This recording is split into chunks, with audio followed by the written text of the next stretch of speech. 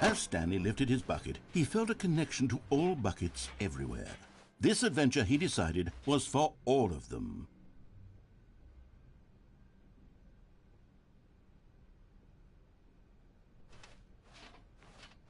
Stanley clutched the bucket tightly to his chest. This was not the correct way to the meeting room, but Stanley had felt the bucket calling to him, telling him that the employee lounge was simply the place to be. And here it was. Had the bucket turned out to be correct? No, never mind. The bucket was wrong. Stanley took the door on his left to go back to the meeting room.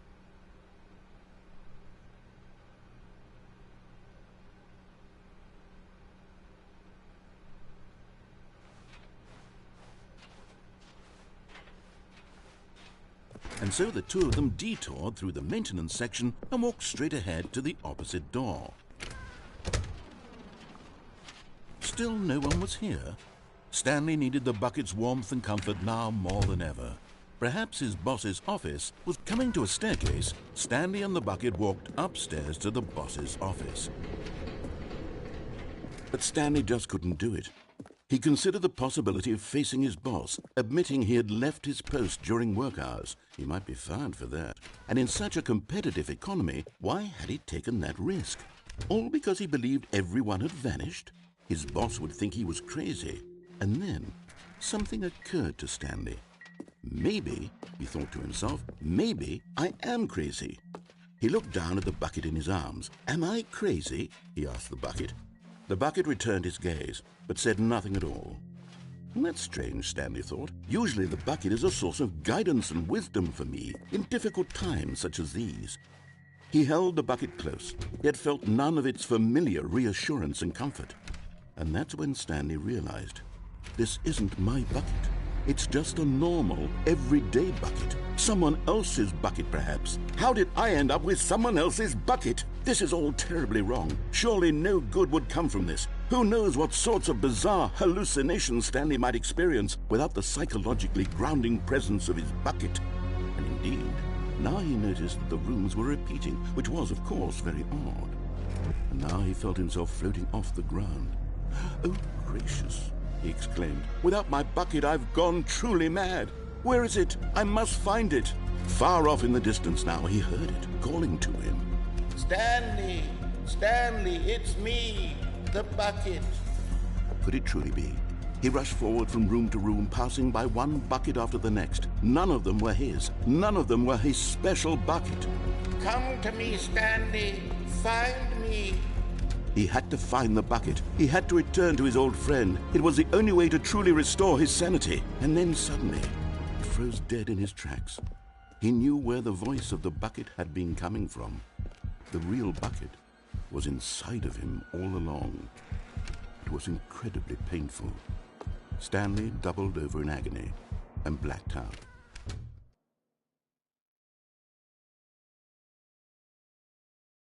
This is the story of a woman named Mariella.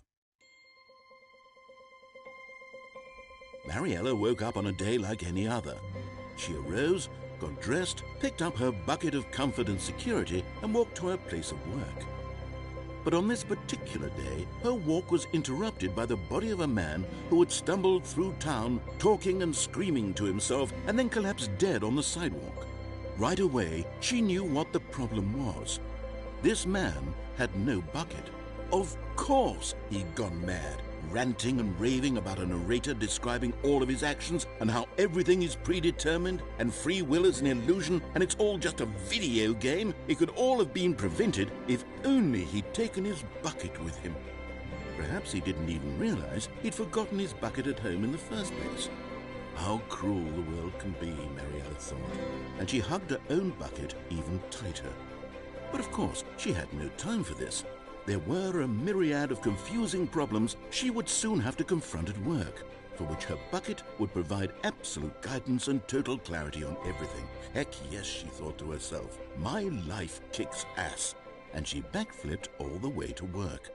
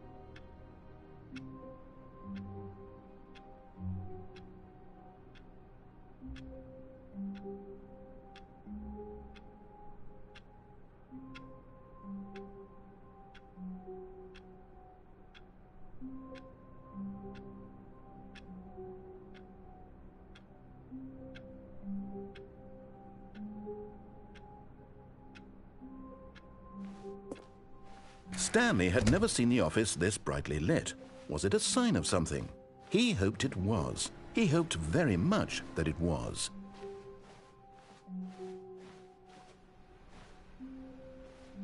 What new mysteries lay in store for our bucket-loving heroes today? Let's find out.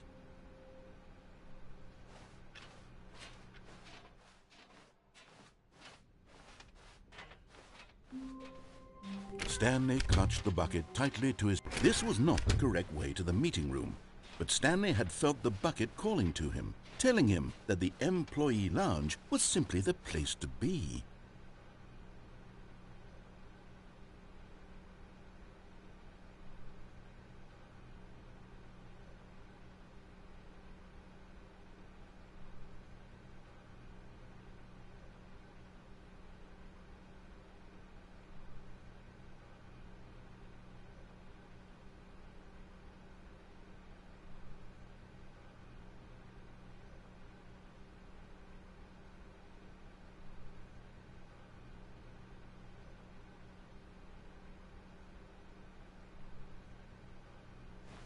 And here it was. Had the bucket turned out to be correct? Was this better than the meeting room? Yes, Stanley thought to himself. Yes, perhaps it truly was. How insightful the bucket turned out to be.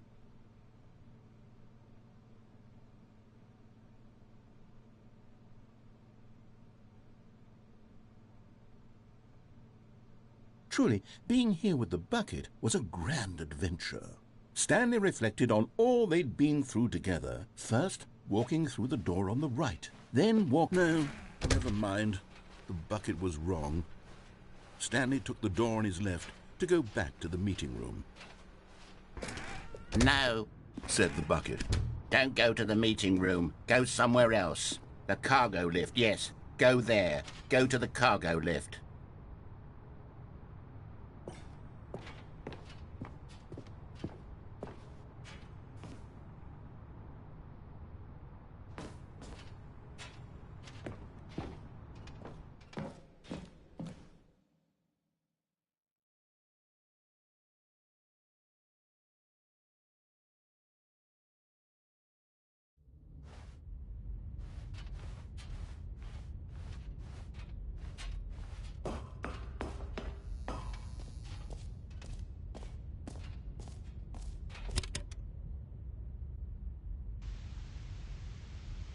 Okay, this is day number 295.